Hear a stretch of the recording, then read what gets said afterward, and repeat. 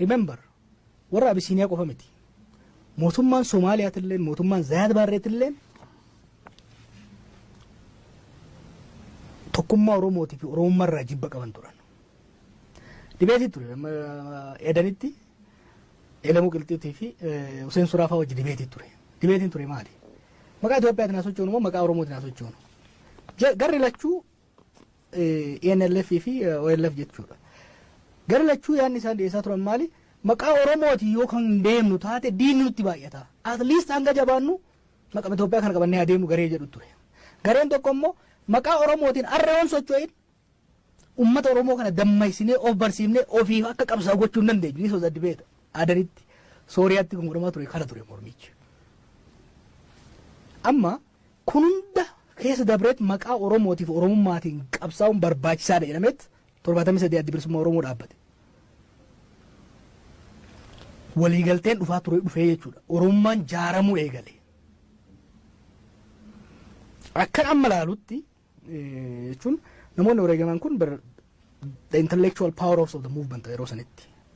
Probably Baaroo fi Haayilee gaditti itti aanee warri jiru warra kana.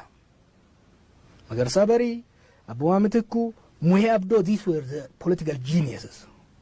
Warra gaafii sabummaa irratti yuunivarsiitii keessatti baay'ee qaramee bahe.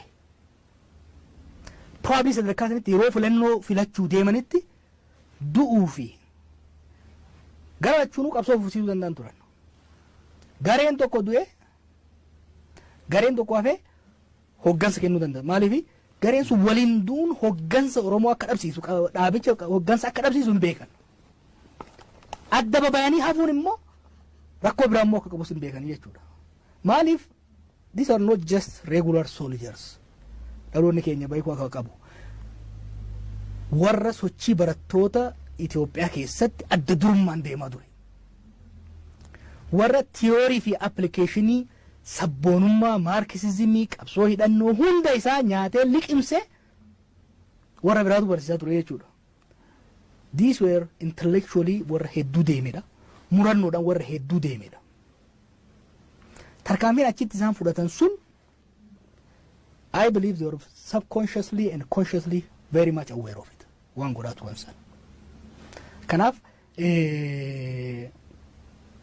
seenaanis akka yaadatu beekan jechuudha. Probably tarkaanfii dheeratti fudhatametti aansee tarkaanfii tokkummaa Oromoo sumude dhiigaan yeroo lachuu and the importance of blood Oromoo keessatti hubachuun barbaachisaadha. Dheeratti dhiiga looniitiin albeen qaralanii Islaamaaf Oromoo tokko godhan symbolically. Shinigatti immoo dhiiga ofiitiin tokko godhanii jechuudha. Wanni ati agartu kun agartee symbolically hagam takka Taaddasan faanis Haji Roobalee Turee faanis conscious turan waan godhaa turan san. Waa'ee fooniitii miti. Waa'ee magaalaa dheeralleetii miti. Waa'ee isaaniitii iyyuu miti.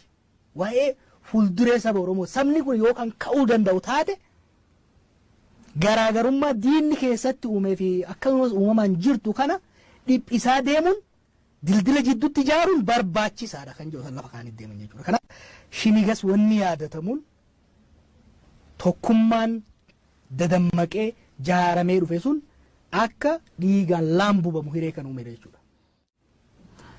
Remember, warra Abisiiniyaa qofa miti.